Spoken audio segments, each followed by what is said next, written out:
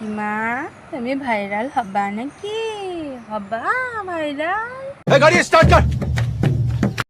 কদিন আগে বন্ধুরা তোমাদের সাথে আমি একটা ভিডিও শেয়ার করেছিলাম আমার অসুস্থতা নিয়ে। আমি পড়ে গিয়ে আমার মাজায় লেগেছিল, মাজার হাড়ে চোট পেয়েছিল।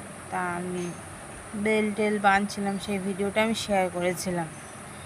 তা একজন কাকিমা এসে আমাদের বাড়ি এসেছে, এসে বলছে, তোমাদের বাড়ির বৌমার কি হয়েছে? দেখলাম তো ভিডিও করে করে একদম ভাইরাল হয়ে গেল। এরকম করে বলছে আমাকে। তাকে বলি, কাকিমা কেন কাকিমা তুমি ভিডিও করবা, ভিডিও করে ভাইরাল হবা তাই নাকি? তাহলে লোকের বাড়ি এর হাড়ির খবর ওর হাড়িতে না দিয়ে তুমিও ভিডিও করো, ভাইরাল হও, টাকা ইনকাম করো। তুমি তো খুব বড় বড় কথা বলো। এর বাড়ি ওর খবর ওর বাড়িতে না দিয়ে ভিডিও করো, হ্যাঁ তুমিও ভাইরাল হও। তোমাকে কে বারণ করেছে? আমি তো সামনাসামনি কাউকে কিছু বলতে পারি না, এই হচ্ছে আমার দোষ, বড় দোষ এই জায়গায়। সামনাসামনি কাউকে কিছু বলতে পারি না।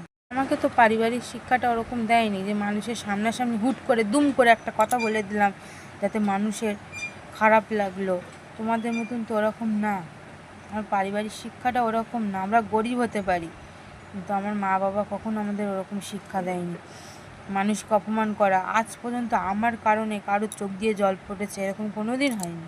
আমি লোকের কারণে কেঁদেছি, কিন্তু আমার কারণে আজ পর্যন্ত কেউ চোখ দিয়ে জল পড়েনি কারোর। আমি গর্ব করে বলতে পারি, বুঝতে পেরেছ? ওই জন্য কাউকে কিছু বলতে পারি না। তোমাদের মতন যদি ওরকম করতে পারতাম তাহলে যে কী ভালো হতো। পারি না তো, কাউকে দুম করে না বলতে পারি না মুখের সামনে।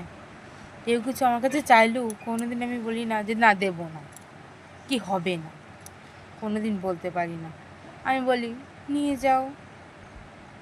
সামান্য আমার বিয়ের বেনারসিটা কদিন আগে একজন বিয়েবাড়িতে যাবে চাইছিল, আমি তাকে বলতেও পারিনি যে না আমি তোমাকে দেবো না। আমাদের গ্রামের এই সাইডে কিন্তু হয়, সবার এরকম, অনেকে কেনে না, সামর্থ্য থাকা সত্ত্বেও কেনে না, শাড়ি টাড়ি কেনে না অনেকে। আমার ছিল, আমার বিয়ের বেনারসিটা অনেক ভালো আর অনেকটা দামি। তা আমাকে এসে বলেছে, আমি একবারও মুখ থেকে বলতে পারিনি যে আমি দেব না। আমি বলেছি হ্যাঁ নিয়ে যাও। আর একবারও বলেও নি আমি এমন মানুষ যে না যত্ন করে পড়ো। এসে আমাকে বাড়িতে এসে দিয়েছে, তা দেখছি ফলস পার করা